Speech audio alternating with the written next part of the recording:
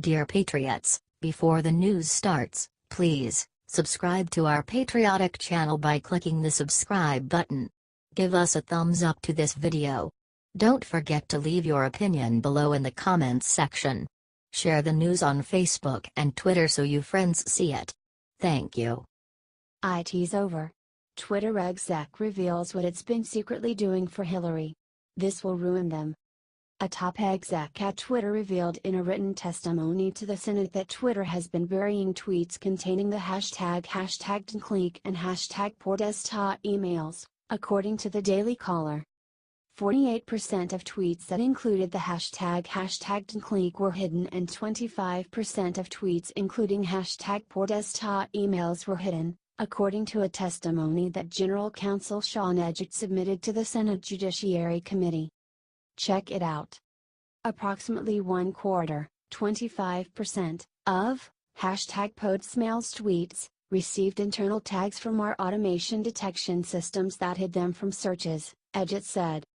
He went on to say that our systems detected and hid just under half, 48%, of the tweets relating to variants of another notable hashtag, #DonClick, which concerned the disclosure of leaked emails from the Democratic National Committee. Apparently, Twitter hid the tweets as part of the company's general efforts at the time to fight automation and spam on our platform across all areas. Right. Despite their reasoning, only 2% of the tweets using the #DonClick hashtag came from potentially Russian-linked accounts. This matters because the emails were released by WikiLeaks, an anti-secrecy organization that the U.S. intelligence community has concluded obtained them by Russian hackers. The emails proved damaging to Hillary Clinton and her campaign because they revealed the DNC had fed her questions prior to a debate with opponent Bernie Sanders, amongst other controversial revelations.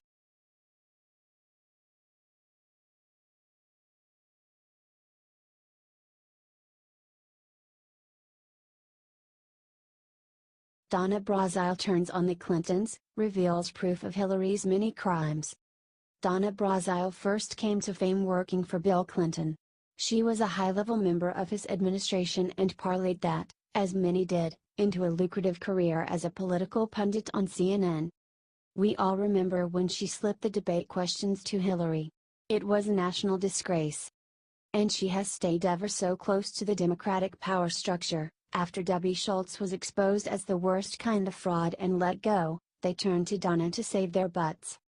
It was in the middle of the campaign, and what Donna found when she took over was so horrifying. Donna is finally turning on the Clintons and revealing all.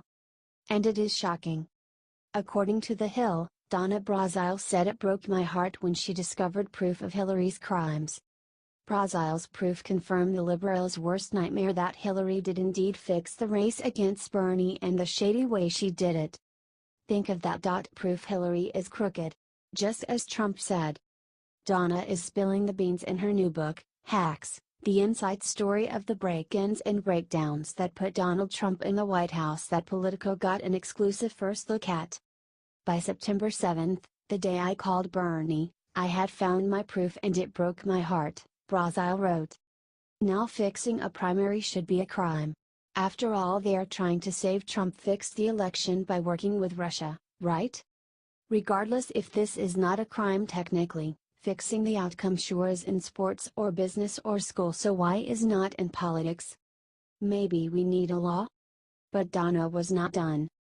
She went on to explain how Hillary blackmailed the DNC, which sure seems like a crime to me.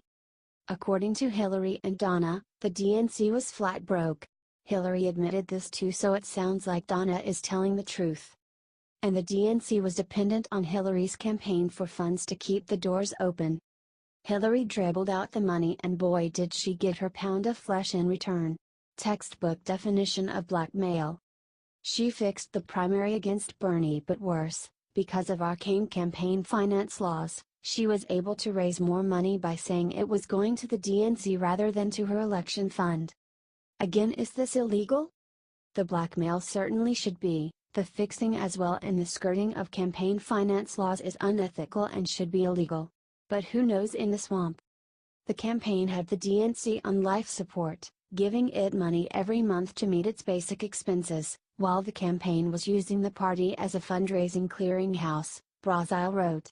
The funding arrangement was not illegal, but it sure looked unethical. This is a question for the lawyers and prosecutors, not for Brazile, and one thing we do know is if this unethical behavior was not a crime, it should be, and we need new laws to prevent the scourge that was the Clintons from plaguing this land again. Share if you agree.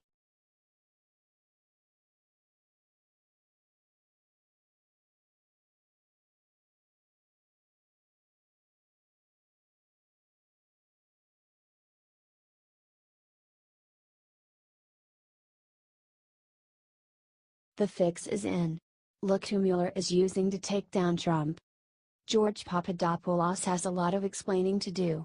The former Trump campaign advisor recently pleaded guilty to lying to the FBI about contacting Russians for information on Hillary Clinton. But it gets more interesting. Not only has he been lying to the FBI, he lied on his resume to get his job as a foreign policy aide. Newsweek reports that one of Papadopoulos' employers has noted huge inconsistencies in his LinkedIn profile. His profile states that he worked as a research assistant at a conservative think tank, the Hudson Institute, for nearly 5 years, from 2011 to 2015. In reality, Papadopoulos was a lowly unpaid intern in 2011, and later worked as a contractor in 2013 and 2014. Then, with his trumped-up resume, Papadopoulos was picked up by the Ben Carson campaign. Carson's campaign manager Barry Bennett had this to say about his former employee. "Here's this 28-year-old kid who is not terribly sophisticated, but he solved my problem of needing to put a bunch of names on a list. I'm sure he wrote some things for us, but I don't know that we used any of it."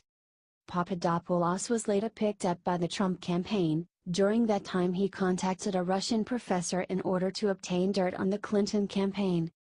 President Trump, for his part, has disavowed Papadopoulos and his work for the campaign, saying, "This is the weirdo that Mueller is using to take down Trump."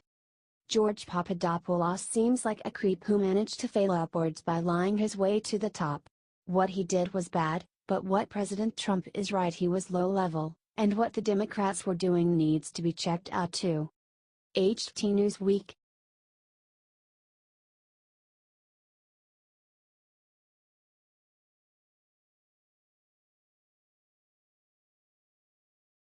A reporter just tried to get Sarah Sanders to insult Trump. She sends him crying back to his mommy. Do you ever go to work and realize you are not in the mood to deal with someone else's B.S? That, my friends, appears to have happened to Sarah Huckabee Sanders. She has a lot on her plate. She is a mom, the most public representative of the president, and is constantly under attack. So she's not exactly thrilled that she has to babysit the press in the White House briefing room. This week, she made that abundantly clear. When a reporter asked what Trump's biggest flaw is, Sanders lost her patience. "Probably that he has to deal with you on a daily basis," she responded. Wow. Sanders likes to crack a dry joke every once in a while, but that one stings. It's hardly even funny. It's just brutal. And it's amazing. Comment ouch and share if you love that our press secretary isn't afraid to call out the leftist press. She's a blessing.